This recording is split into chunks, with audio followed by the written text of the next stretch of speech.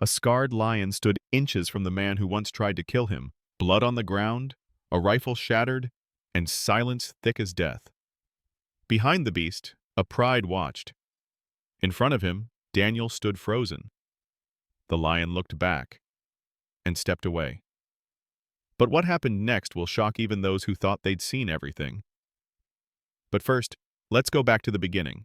The silence afterward was suffocating. Daniel stood motionless, the empty trap clutched in one gloved hand, the other stained with blood that wasn't his. The thorns around him seemed to press inward, as if the bush itself was holding its breath. Sweat dripped from his brow despite the early morning chill. He'd trained for war zones, been briefed for anti-poaching patrols, but nothing in his past life had prepared him for the moment a lion chose not to kill him. Not out of weakness, but as if it understood. The air was thick with the musky scent of blood and dust. A single vulture circled overhead. It was too soon for the scavengers, but nature had its own instincts. Daniel wiped his hands on his pants, then squatted beside the discarded trap. Rusted. Illegal. The kind used by bushmeat poachers, not trophy hunters. This wasn't about sport. This was desperation. Dirty, close-range cruelty disguised as survival. The kind that left a lion crippled and dying for nothing more than bones and black market superstition. His radio crackled on his belt, but he didn't reach for it. Instead, he studied the ground. Broken underbrush, blood smears, prints, massive, with a slight drag on the right forepaw. The lion was moving slowly. North. Daniel rose and followed the tracks. He couldn't explain why. Rationally, he should have reported the incident, called it in, and marked the coordinates. Let the local rangers take over. But something primal pulled at him. Maybe it was the way the lion had looked at him. Not with fear, not even anger, but with a raw, silent question. Why? As the bush thickened, he had to use his machete, cutting through vines and ducking low branches. Birds scattered in bursts of color. Insects buzzed like static against his skin.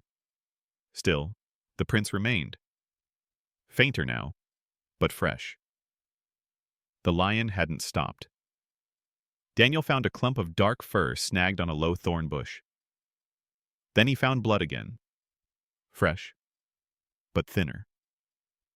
The lion was losing it faster now. Every instinct screamed that it wouldn't survive long. But the fact it had walked at all, had left Daniel alive, meant something. The brush opened into a narrow clearing, and Daniel stepped through, and froze again. Ahead, the ground was disturbed, not just by the lion, but by something else. Boot prints. More than one pair. Heavy. Men had passed through here. Recently. He crouched low, heart pounding, every muscle coiled. This wasn't a random trap. It was bait. The wind howled low across the plains, but inside Daniel's tent, the silence was different. Coiled, tight, like the hush before a rifle cracks. The smell of scorched nylon and chemical ash still lingered in the air, clinging to his clothes, seeping into his skin. His gear, months of data, rare footage of migration patterns, infrared captures of nocturnal prides, gone in a single night. What remained wasn't rage. Not yet. It was something colder, more patient. Daniel sat on an overturned crate, eyes fixed on the message gouged into the flaking paint of his Jeep. Next time, it's your leg. The letters had been carved slow, deep, by someone who wanted the threat to linger like a taste of blood in the mouth.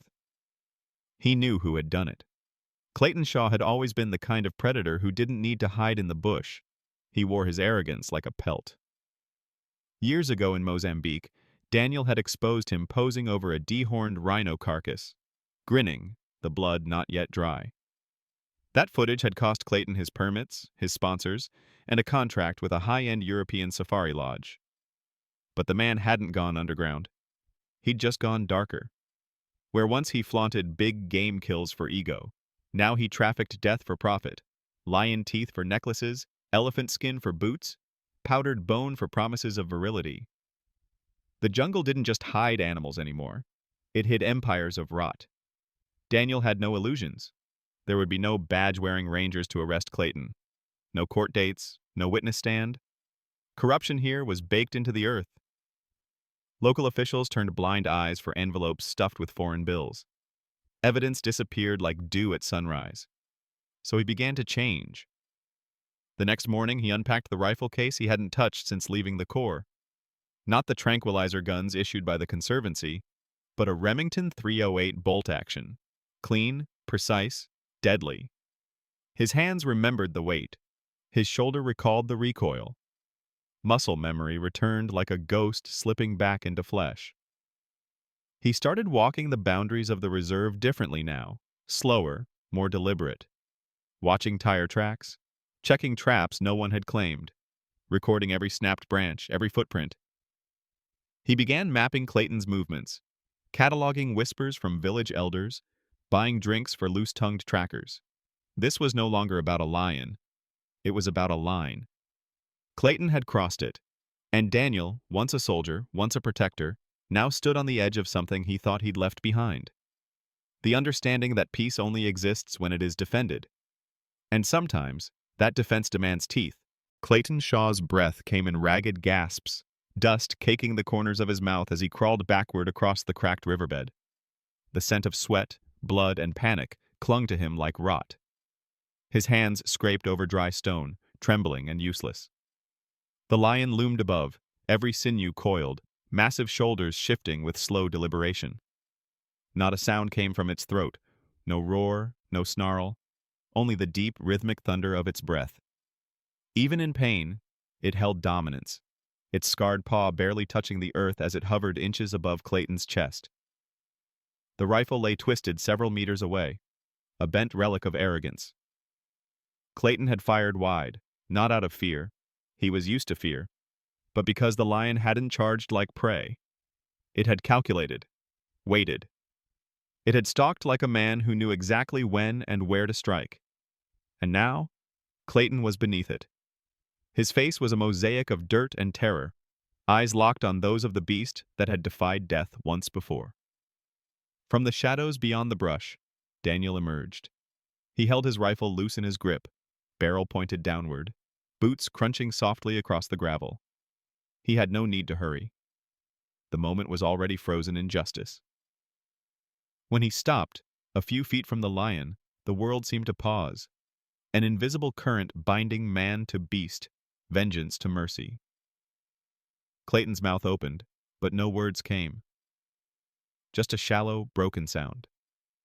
A man stripped to the core of himself, hollow, hunted, and undeserving of the second chance he'd just been given. The lion didn't move. Then, it did something Daniel would remember long after the echoes of this night faded. It turned its head, not toward Clayton, but to Daniel. Their eyes met. And in that silent communion, the wilderness spoke. "This is your justice." But I chose restraint. Then, with solemn grace, the lion stepped back, not retreating, releasing. Clayton scrambled to his feet and vanished into the thickets like a shadow afraid of dawn. Daniel didn't chase. There was no need. The jungle had judged him far better than any court could. The lion limped closer, his pride now visible at the clearing's edge. They waited for him, trusted him. And Daniel, heart pounding in his ribs like a war drum, lowered his rifle and stood still as stone. For a breathless moment, the lion paused before him. No growl, no flourish. Just a lingering look, ancient and sovereign.